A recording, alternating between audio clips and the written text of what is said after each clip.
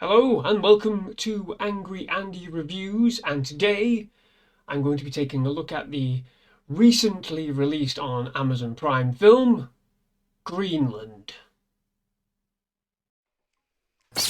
Angry Andy. Angry Andy Reviews. Angry Andy. Angry Andy. Angry Andy Reviews. Angry Andy. Angry Andy Reviews. Angry Andy. Angry Andy Reviews. Angry Andy Reviews. Don't make me destroy you.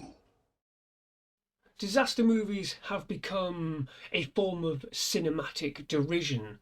Rarely do they enjoy the critical or financial success they once did with the torrid Pompeii and the franchise nuking Independence Day resurgence, the recent highlights of the lackluster Offerings Brigade. Greenland, starring Gerard Butler, thankfully is able to elevate itself, albeit marginally, above the mediocrity of its peers by virtue of crafting a less bombastic affair in favour of a smaller, tighter, and more personal tale in the face of extinction.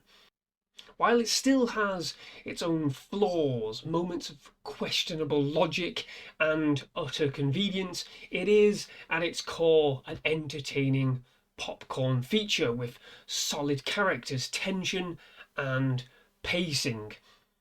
The premise is simple. John Garrity, played by Gerard Butler, his estranged wife and their son race to reach a safe haven in, you guessed it, Greenland, as a planet-killing comet tears towards the Earth.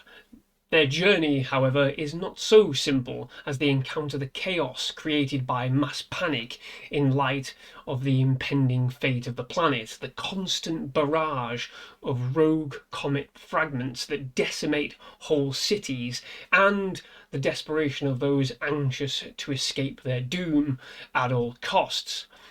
What excels here more than anything with Greenland is the quality in performances. This is easily Gerard Butler's best film in years. His performance punctuated by a levelled emotional resonance of a man desperate to save his family and repair the damage of his own past mistakes and failings. His journey is key and the main focal point of the entire film, and while Morena Baccarin's own journey is just as fraught and intense in places as his wife Alison Garrity, John Garrity's path to redemption is more fascinating, tonally grounded and informed by a thoughtful and emotionally rounded portrayal, taking Butler away from the loud, shooty and oddly placed comedic tendencies of his more recent movies. That in itself is a compliment towards the writing here. This is a film where all the central players are gifted great moments of thought and action. Where it stumbles in places is the predictability of most of its journey, bar a few smaller moments. Practically every major instant of action and character progression and interaction is telegraphed to the audience. You can see things coming, like the characters can see the comet in the damn sky. Inescapable tropes are indeed the order of the day here, but again, the personal level reaction to the impending disaster works well to mask some of the flimsier aspects of its plot, which is essentially an exercise in sheer bad luck and a logistical nightmare for the characters that at times doesn't really have the impact that it thinks it's providing.